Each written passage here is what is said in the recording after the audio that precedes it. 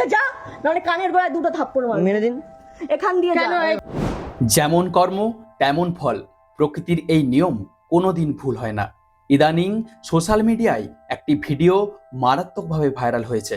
কলকাতা এলাকার বাসিন্দা রিয়া নামের একটি মেয়ে, যে কিনা একটি সংস্থায় চাকরি করত, সে যাতায়াতের জন্য একসাথে দুটো বাইক বুক করে।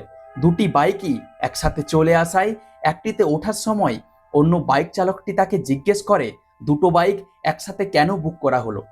পরবর্তীতে বাইক চালকটি জানায় যে রিয়া হয়তো আসার ঠিক সামান্য আগে বুকিং বাতিল করেছিল, সে খেয়াল করতে পারেনি।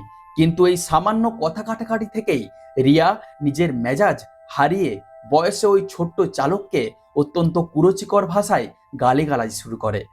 এখানে আফসোসের বিষয় হলো, রিয়া চাইলেই হয়তো তখনই একটা সাধারণ সরি বা দুঃখ প্রকাশ করে পুরো ব্যাপারটা মিটিয়ে নিতে পারত। সামান্য একটা সরি বললেই সব ঠিক হয়ে যেত।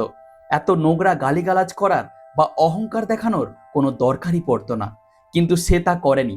ফলস্বরূপ সেই ভিডিও সোশ্যাল মিডিয়ায় ভাইরাল হতেই মানুষের তীব্র ক্ষোভের মুখে পড়ে মেয়েটির চাকরি চলে যায় এবং বিষয়টি পুলিশ কেস পর্যন্ত গড়ায়। একটা কথা আমাদের সবসময় মনে রাখতে হবে, শিক্ষা শুধু বইয়ের পাতায় বা অফিসের ডেস্কে থাকে না, মানুষের আসল শিক্ষা প্রকাশ পায় তার ব্যবহারে। একজন মানুষ সাধারণ বাইক চালক হতেই পারেন, কিন্তু তার মানে এই নয় যে তার কোনো আত্মসম্মান নেই। একজন শিক্ষিত মানুষের কাছ থেকে সমাজ এই ধরনের অধ্যত্ব আশা করে না।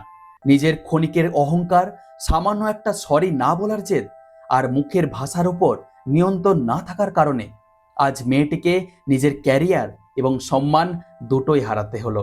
রিয়াকে উদ্দেশ্য করে এবং আমাদের সমাজের প্রত্যেকের উদ্দেশ্যে একটা কথাই বলার আছে, আবার নতুন করে কাজ বা চাকরি আপনি নিশ্চয়ই পাবেন, কিন্তু তার আগে মানুষের সাথে কিভাবে মানবিক এবং ভদ্র আচরণ করতে হয় সেটা শিখুন।